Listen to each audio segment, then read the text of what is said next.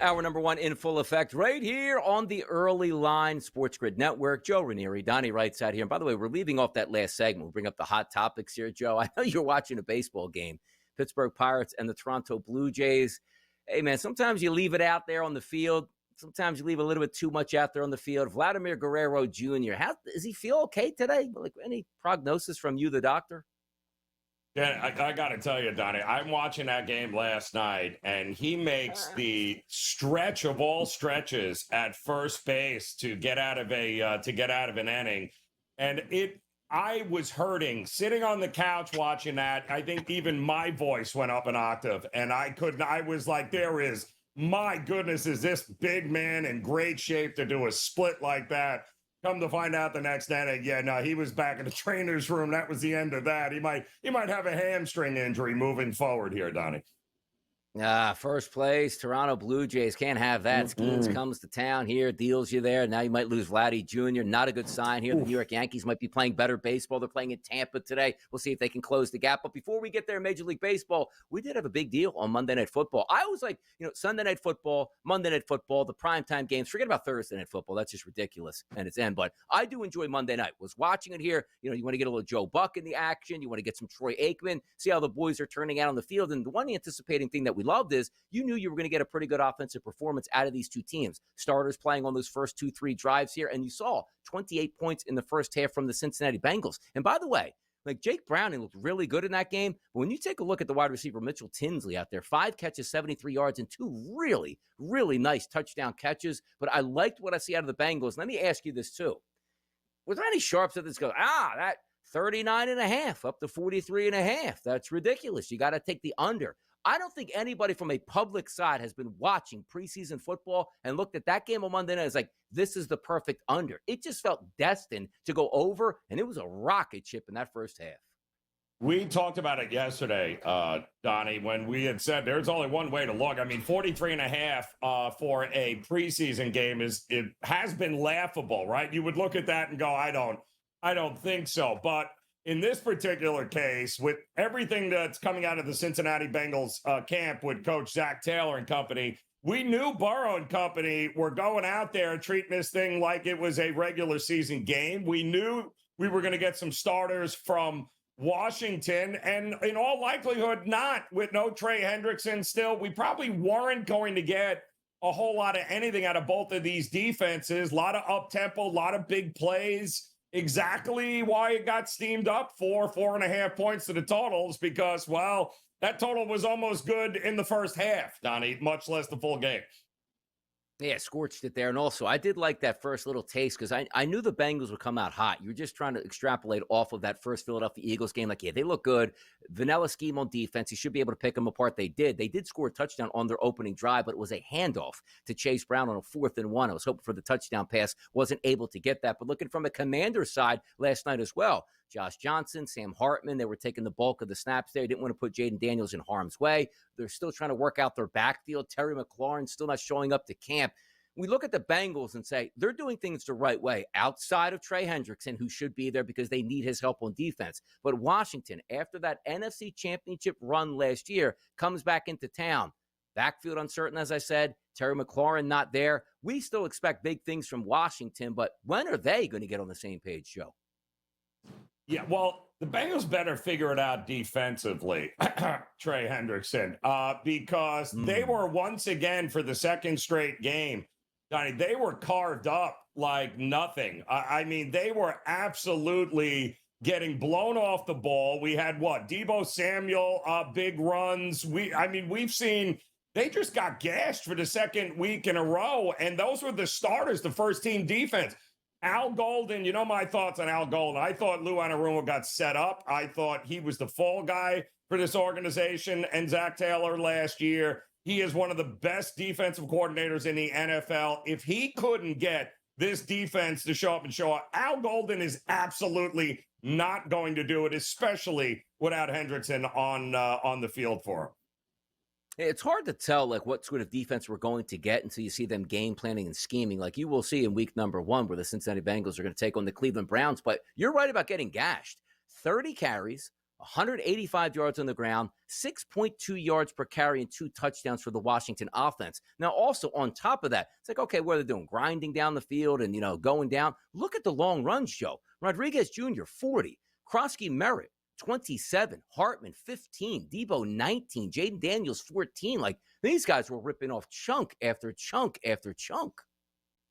17.7 yards per carry against the starters. That is what the Commanders averaged on the ground against them. That is unacceptable. And listen, granted, you're not going to be blitzing. You're not showing anything exotic, but getting blown off the ball is getting blown off the ball, right? Getting manhandled, Donnie, your starters against the Commanders is unacceptable in any way. You can't give up 17, 18 yards a carry and expect us to be like, nah, it's just preseason. You're going to be fine. Don't worry about it. It's all going to work out. And by the way, Joe Burrow running for his life a couple times in the first half was kind of fun. Like, oh, no, don't get injured. So I'll ask you this, too. Like, you saw, Joe Burrow, game number 1 versus the Philadelphia Eagles. Offense looked pretty smooth. Game number 2, Cincinnati Bengals playing Washington. Offense looked pretty smooth with Joe Burrow on the field. Game number 3 of the preseason. Zach Taylor told you that they're going to play more in the preseason. They played a good amount in games 1 and games 2. Do we see Joe Burrow in game number 3 of the preseason just to make sure we stay hot for the regular season? Listen, I hope not, because watching him run around in that backfield like his hair was on fire and he was running for his life was not there had to be a lot of Bengal fans going, what are we doing? Like, why is he out on the field? Where's he going? Stop, fall down. But let's hope that, listen, you did what you wanted to do the first 2 games. You got the starters ready to go, more ready than they've been in any other season here under Zach Taylor. Let's just figure out the backups now for week 3.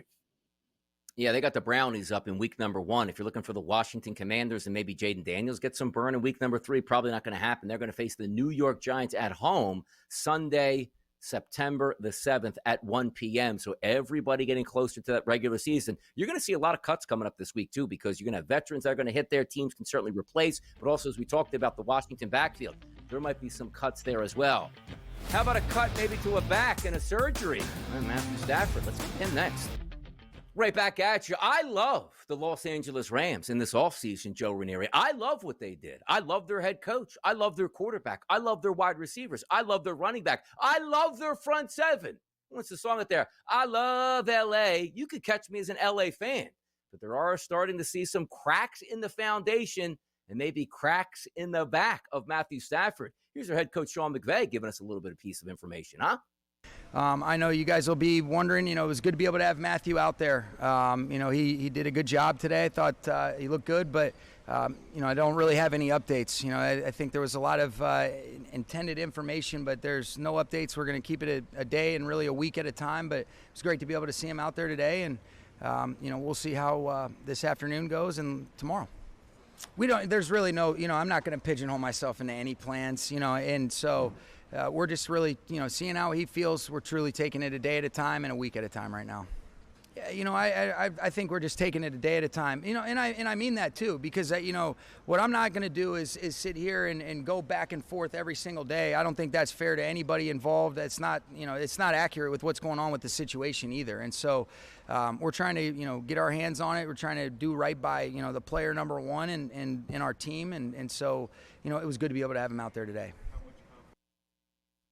Good to be able to have him out there, quote unquote, today, Joe. That doesn't mean tomorrow. That doesn't mean I threw 50 passes that don't feel good. That doesn't mean a 320-pound defensive tackle will land on top of him as soon as the regular season begins. Then we'll see if that back can hold up. There's a lot of issues here with the Rams, and it's a shame because if you get a healthy Matthew Stafford this year, they will do damage. If you don't get a healthy Matthew Stafford this year, I don't know where the Rams go, Joe.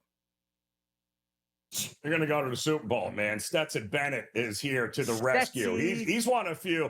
He's got a few rings on that finger. But if I'm not mistaken, Donnie, I think McVay and the Rams are going to take it week by week. I think that is safe to say, since he only said it 19 times during that interview, that they're going to take things week by week. And the fact that he was out there, not just hanging around, but that he was able to do more than standing on the sideline and throwing, doing his own individual work. He was taking part he took all the reps with the team's 11 on 11 with all the starters. So he was doing more than just being bubble wrapped and shelved on the sideline by himself away from the other players. I think that is a good sign. But take this out of the equation. Even if there was no back issue right now, he's still a 37-year-old quarterback that has a history of dealing with back issues. So you're always going to hold your breath when he gets hit one way or the other this year, just like Donnie, we have been doing for the last 5 years with him? It's when you look at the situation itself, because, professional athletes are not the common individual. Hey, I hurt my back. Oh, we can fit you in the rehab in 3 weeks. Can you make it till 3 weeks? They get world-class health care 24/7 on whatever injury they have. So you might say, like, Donnie, that's really good. Then he should be, but at the same time, like, wait a second. He hasn't been able to get back on the practice field for weeks at a time when he has 24/7 care trying to get that back in there. And the one thing, like, it's not a golf where it's like, okay, I just put torque on my back, because nobody's coming out of the gallery and knocking you over after your golf swing. Like, hey, bang, just got knocked onto the ground. Matthew Stafford is going to drop back 35 plus times in a game. Half of those times he's going to get hit. 5 or 6 of those times, a chance for a sack, which means that player lands on top of you. And then if you're throwing the ball 35 times a game, correct me if I'm wrong, that dude has a howitzer, which means he is putting a lot of torque on his body every single throw he makes. That's my worry. Like, if I'm trying to bet season-long statistics on the Rams, I can't do it. Your point was very valid, Joe. Week to week right now. That you can't win a championship when you're going week to week in week number 1. Like, that's the worry. Joe, he could come out week number 1, look fantastic against against the Texans. And I'd say, okay, that's great. But then we worry about, how does he do Monday? Like, remember the guys with the knee injury? Hey, we'll work him out Monday, give him off Tuesday to see if it flares up. Boy, oh boy, this is going to be a long soap opera for the Rams, it feels like. It's been like that for a while now. I mean, the beating that he took in his career in Detroit was no joke. And he's had issues already with the Rams. This is a guy that's it. What, a 37-year-old quarterback, you're holding your breath every time he gets under center in a real game, Donnie, hoping that he doesn't get hit and that he gets up after he does. That is just the reality of a 37-year-old quarterback. Yeah, it's pretty amazing. Like, you hope he stands up. Like, if you bet the Rams, you need him every single game. If you bet Puka Nacua, if you bet, Devontae Adams prop bets, you need him there every game. We just don't know that at this point. But we know who's going to be there game number 1. Joe Flacco of the Cleveland Browns. I don't know what to do here, Joe Raineri, because sometimes I think the right decisions are being made, but for the wrong time frame. And we'll get into that right now with the Cleveland Browns. Donnie writes out, it's Joe Raineri. It's the Early Line, the hottest topics. We get you through those and give you opinions that do matter. Ian Rappaport tweeted yesterday, the Browns are naming quarterback Joe Flacco their starter. The end of a training camp competition that never really was. Flacco quickly emerged as QB1 while the others battled injuries. The player who led them to the playoffs in 2023 is back. I want to start here with this because we'll go over the prognosis for the season and what that means for the Cleveland Browns itself. But I've sort of taken on a different train of thought, let's just say, over the past 5 to 6 years on how I think teams should operate throughout professional sports. Either, Joe, you are building for a championship or you are going backwards so you can then hit rock bottom, then start building for a championship. So Joe Flacco doesn't surprise me. He's being named starter in game number 1. It doesn't. So let's go with that. Joe Flacco, named by the Browns, starter week 1. Your initial thoughts? The least surprising news of the day, Me too. Donnie. Yep. What did we think was going to happen? We all knew. First of all, Flacco's the only guy that has been taking reps with the starters from the beginning of training camp. Like, he's it. So we've always known that Flacco is the guy that they are going to start the season with. The problem is it gets real murky after that. We haven't seen Kenny Pickett. But all indications are that if this hamstring is good to go, that the organization and the coaches are already comfortable with him being the number 2 pick, being the backup here, because they have seen enough. They don't need to see him in the preseason to know he's more than capable of being the backup. Well, then that leaves 2 rookies, and you're not going to develop both of them. I didn't see, and this is where it gets real unfortunate for Shedeur Sanders, because it would have been great for him to be able to follow up that second preseason, right? That first opportunity with the second one. But unfortunately, the oblique kind of threw a wrench into that. So now we've seen Dillon Gabriel and Shedeur Sanders. Can you tell me, is there a difference between what we've seen in one game with these guys? No. It's all about the organization figuring out when the season goes south, and it is going to go south. If you're building for the future at that point, well, then who are you taking under your wing and cultivating as the next face of your organization? Is it Dillon Gabriel or is it Shedeur Sanders? That's the big question, but I don't think we're going to know that until week 1. We're going to get to that quarterback depth chart because you're bringing up some pretty good points that I certainly don't want to forget, and we're going to touch on those. But if we just bring it back to Joe Flacco, right? He didn't do anything wrong. He was brought in to compete. That's his job. And he is the starter because there were injuries and on top of injuries. He's the only guy that didn't get injured, which is funny because he's the oldest guy by a mile in that room. But also understand like how an organization works. The owner is always going to make money regardless if the team wins or loses, but also wants to understand he wants a pathway to eventually being a champion. Now, Jimmy Haslam, say what you want about him, great owner, bad owner. I mean, the results speak for themselves. Cleveland stinks under his ownership, so that's probably where we should start. But if we are looking towards the season, do you know a general manager keeps his job? Do you know a head coach keeps his job? Getting wins on the football field. And sometimes they go in the self-preservation mode, and you can't fault them. It's a very honest head coach that goes, you know what? I'm going to take one for the team. I'm going to do the right thing for the organization, and they're going to fire me out the door at the end of the season when I win 3 football games. But trust me, this organization will be better because nobody wants to lose their job. Self-preservation mode is key. But I understand this. Flacco is healthy. He's going to start week number 1. But my question is, after we get through weeks 5, 6, and 7, there's no point to Cleveland's season whatsoever. And also, Joe, we're not coming into Cleveland like, hey, you know what? That's an 8.5 win total team if, let's just say, Shedeur Sanders was going to play with high expectations. Boy, if we can just get Flacco to hold that fort down, like we're a playoff team right now, and we're expected to make the playoffs, which they're not. I'm just playing devil's advocate. They're not. They're supposed to be, Joe, one of the worst teams in the NFL, starting a fossil at quarterback. That doesn't make any sense. So for me, the over-under on Flacco, like I put out a tweet yesterday. I would fire the general manager and Kevin Stefanski if I get 5 starts from Joe Flacco this year. I'll fire him, Joe. I mean, the problem with this organization, Donnie, is this is the same organization that traded with Houston for Deshaun Watson and then forced Stefanski to have to play him because they invested $200 million into him, even though any football sound mind knows I mean, the best days are long behind him, but you kept rolling him out, not because Stefanski wanted to roll him out. He took one for ownership who actually went out and gave him the money and traded for him. So this is the kind of situation where I think ownership and the coaching staff says, we can't start the season sending the message to the fan base and everyone else. All right, it's a lost season, guys. We're just going to start rookies who have never taken a snap in the NFL, and here we go.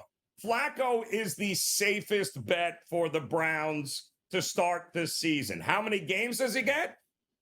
2, 3, maybe? Maybe he gets hurt. We haven't seen him. But I can tell you this, as of right now in that room, you have to believe that everything they've seen in camp, Flacco gives them the best shot at looking like any sort of offense that might be able to win a game or 2 here this season. That's the only reason he's the starter, because the other 3 guys, let's face it, we don't think they can win a game. Flacco can probably win you a couple of games. I'm not sure anybody else there can right now.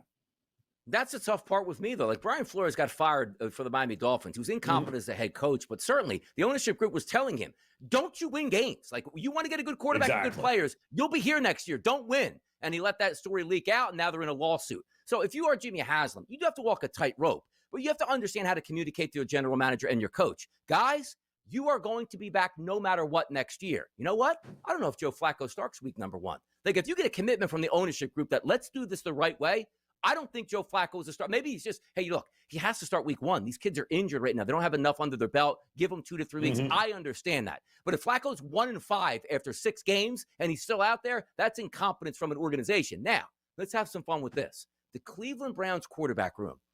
NFL general managers are sneaky, Joe. And this is the time of the year where they use their most devious answers and their most devious questions out here to go, ooh, you got a shoulder injury, don't you? Wink, wink. we're going to keep you on the IL for this year, and we'll bring you back next year, bigger, stronger, and faster, but we don't have to lose you here or cut you. They're not carrying 4 active quarterbacks on this roster. It will not be Joe Flacco, Kenny Pickett, Dylan Gabriel, and Shedeur Sanders all active. So here we go. Is there a quarterback 1 through 4 right there, which you know it's not going to be Flacco who's starting week 1? Is there a quarterback that gets the wink, wink, your oblique hurts? Oh, you can't play this year, but we're not going to lose your rights? It could very well be. Nothing would shock me with this organization. Again, they are still committed to Deshaun Watson for more money than they know what to do with, which is why they are in this problem to begin with. But I think it's going to come down to who's the second quarterback, Donnie? Is it, in fact, Pickett, who hasn't apparently taken a snap with the hamstring? Are we going into the season just going on experience? And if that's the case, if it is Flacco and Pickett, then you're not holding 2 rookie quarterbacks to mold them and to bring them along. So one of them is going to have to go. The question to me is, which one? Which one are you going to keep and develop as the future quarterback of your organization? You're going to have to keep one of them, right, Donnie? So which one is it going to be? That's true. It's so true. It is a tough decision to make. But again, leadership makes this a lot easier on how those game plans are going to filter out. As we said, Joe Flacco just might be the starter by default because he's taken the snaps. He's in the quarterback room. He's played for a long time, and he's not injured at this point. You're not putting a young injured quarterback week number 1 out there to try to go win a football game. I understand why he's starting the season, but he can't continue. Like, Joe Flacco should not start a game outside of September. Otherwise, it's malpractice. Once again, their win total for the season is not 9.5, Joe, go out there and make the playoffs. It's 4.5, which means you are going to be a bottom-of-the-barrel team. Find out what you have in the young kids at quarterback. See if they can play, because if they can't, you're going to stink. You'll get a quarterback next year in the draft. If those kids show promise, you might still be a bad team and get a dominant wide receiver or tight end or offensive lineman or defensive tackle or See where we're going at this point here? Make the right decisions, Cleveland Browns. Maybe it is the right decision to have Joe Flacco out there. More Hot Topics next, right here on the Early Line.